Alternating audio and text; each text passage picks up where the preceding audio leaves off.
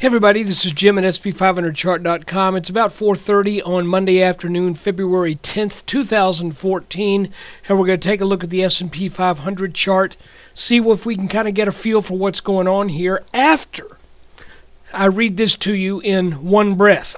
See if I can do this.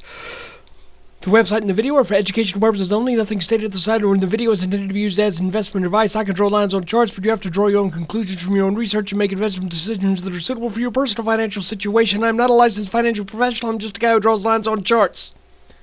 Okay, let's take a look.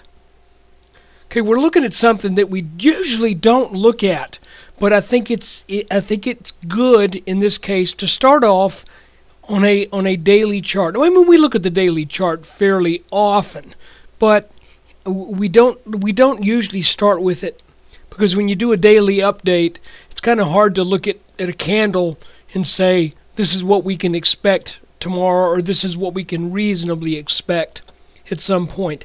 But one thing I want to show you is I've got a little green dotted line here, which is something that I don't use very often. There are times when I like moving averages for certain things, but I don't use them super often.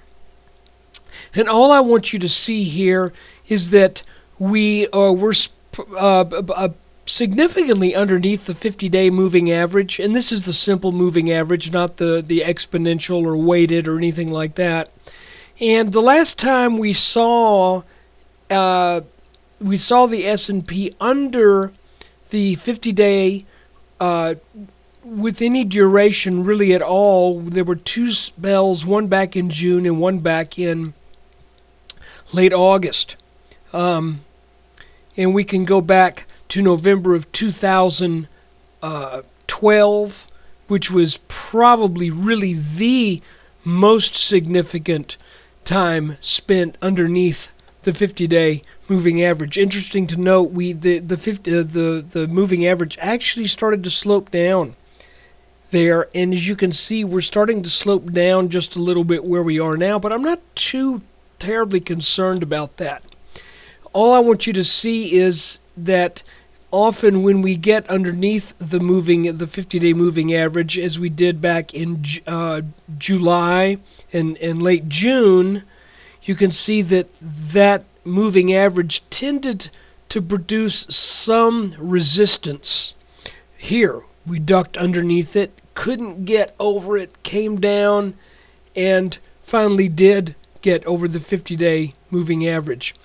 Again, if we go back to here, there was a little resistance for about a week plus a day or so upon coming back to that moving average in early December and again in early November.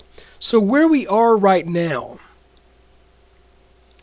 we're not quite up to that moving average yet, but it would not surprise me to see some resistance at this 50-day moving average line over the next few days. It just wouldn't surprise me. Now, if we back out a little bit on this chart, you can also see that we really, I think we can say that this little line, and remember this line was purely placed on speculation. This line, we did have two touches, okay? But the main reason I put this on the chart was because I noticed that these two touches right here created a line that was almost exactly parallel to where we had seen resistance. So that led me to consider that maybe we would bounce on that line, and so far it sort of looks that way. If we move into a 30-minute chart, you can see we came down for two tags on this line, then we started back up. We took out multiple levels of resistance early on. We took out this descending trend line right here, which should have represented resistance. Really didn't have a hard time with that at all. And now we're knocking on 1800. We have what I stated would be about 1798 resistance. We closed a little bit over that, not much. We got resistance, I think, coming up at about 1806, and then again at about 1816. So this was a good day in the markets, even only up a fraction of a percent. The fact that there was enough to sustain, and we did not bounce hard off of anything. That is a good sign. Now, I'm still thinking, if we remember now, this is no longer a 50-day moving average, so I'm going to get rid of it. Remember, we're coming up on that 50-day. And if we sell back just a little bit and maybe consolidate here for 2 or 3 days, you know what I'm going to say.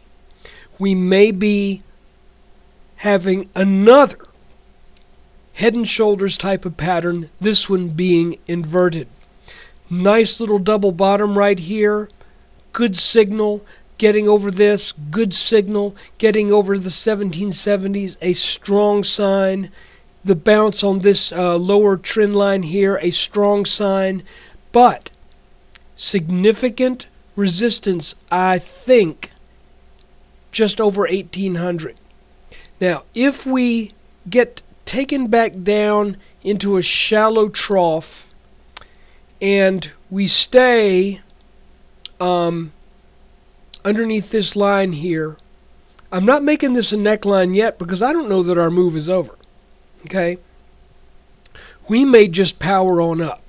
Could be. But if we don't, and if we do make a shallow little dip here, then we would be likely looking at an inverted head and shoulders pattern.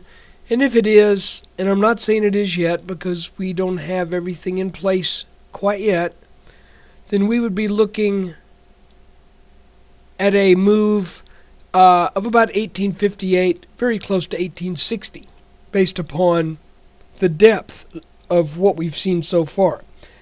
But again, that's a little speculative.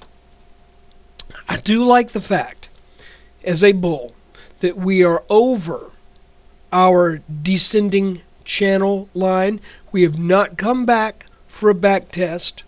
That's still a possibility, but the way this market has been running, I just don't know that we would see a 50 point or a 40-something point dive in the next 2 days to accomplish that task.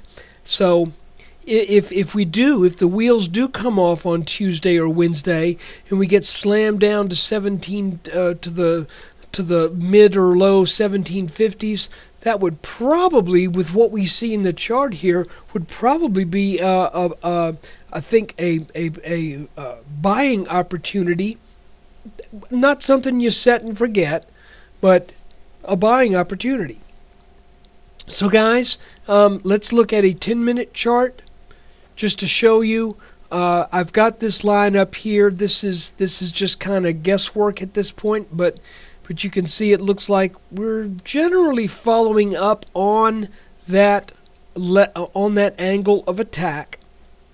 And wow, all I can say is this was we had strong action on the 6th, strong action on the 7th, now a little bit of sideways. And if we're going to bounce tomorrow, then we're probably going to bounce right out of the gate if this line is going to work. Otherwise, I suspect we'll come back down and test some levels of support before this move really can come back to reattack that 1800 level.